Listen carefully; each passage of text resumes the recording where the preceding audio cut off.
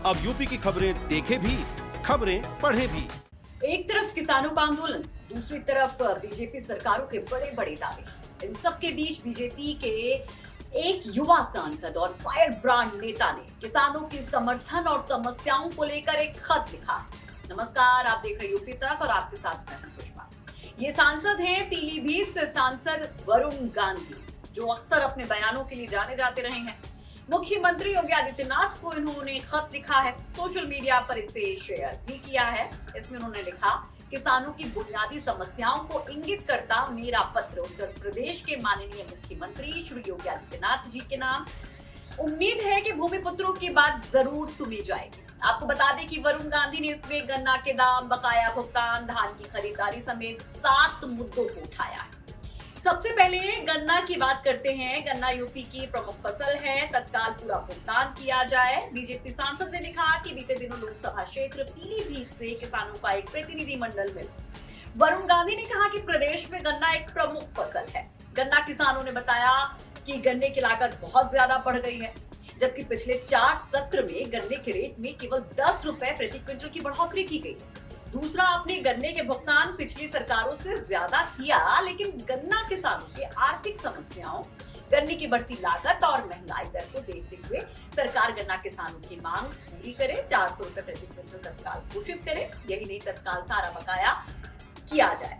वरुण गांधी ने कहा कि धान की सारी फसल को एमएसपी पर खरीदने की सरकार व्यवस्था करे। बहुत से किसान खरीद की व्यवस्था से फायदा नहीं उठा पा रहे हैं। उन्होंने आगे कहा कि धान और उसके बाद गेहूं खरीद सीजन के दौरान पर्याप्त संख्या में खरीद केंद्रों की व्यवस्था की जाए। गेहूं और धान की सरकारी खरीद पर सरकार 200 रुपए प्रति क्विंटल का अलग से बोनस दे, इस पर भी विचार करे। इसके अलावा भी वरुण गांधी ने कई सारी समस्याएं किसानों की गिनवाई है, जिसमें ग्रामीण क्षेत्रों में नलकूप की समस्या, आवासीय समस्याएं और ये बिजली के रेट बहुत ज्यादा होना, आवारा पशुओं की समस्याएं, गौशालाओं के निर्माण के मुद्दे को भी उठाया है। खत में वरुण गांधी ने पीएम किसान योजना के लिए केंद्र और राज्य सरकार का आभार भी व्यक्त किया, साथ ही साथ सुझाव भी दिया।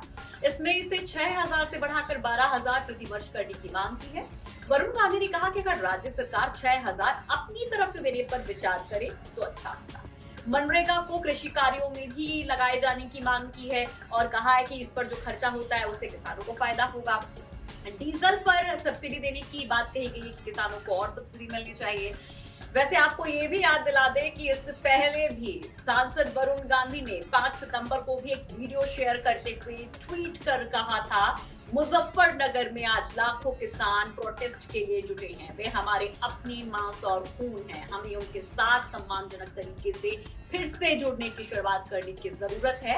उनके दर्द, उनकी दृष्टिकोण को समझें। तो 5 तारीख को मुजफ्फरनगर में हल्ला बोल था। मोदी सरकार के खिलाफ किसान इकट्ठा हुए थे और कृषि कानून बिल को लेकर ये प्रदर्शन, और आप देख रहे कि कितने महीने से लगातार किसान मुखर होकर के मोदी सरकार के खिलाफ आंदोलन कर रहे हैं। यहाँ तक कि यूपी चुनाव पर भी उनकी नजरें हैं और वो कह रहे हैं कि अब हल्ला बोल यूपी में भी होगा। आपने देखा कि किस तरह से बैठकें भी होती रही, पंचायत भी होती रही। इन सब के बीच में वरुण गांधी का एक के बाद एक ट्वीट, 5 तारीख को वो ट्वीट, उसके बाद फिर से ये ट्वीट क्या दर्शाता है, ये बहुत बड़ी बात है। और ये भी कहा जा रहा है कि क्या इससे सरकार पर प्रेशर पड़ेगा कि उनके खुद के सांसद इस तरह से ट्वीट कर रहे हैं, किसानों की बात कर रहे हैं, किसानों के लिए आवाज उठा रहे हैं, और वो भी वो सांसद जो कभी बहुत ज्यादा कद बड़ा रखते थे लेकिन अब साइड लाइन माने जाते हैं, हाशिए पे माने जाते हैं। और यहाँ तक कि ये भी कहा गया था कि मोदी कैबिनेट का जब विस्तार होगा तो वरुण गांधी उसमें एक बड़ा चेहरा हो सकते हैं, लेकिन ऐसा नहीं हुआ।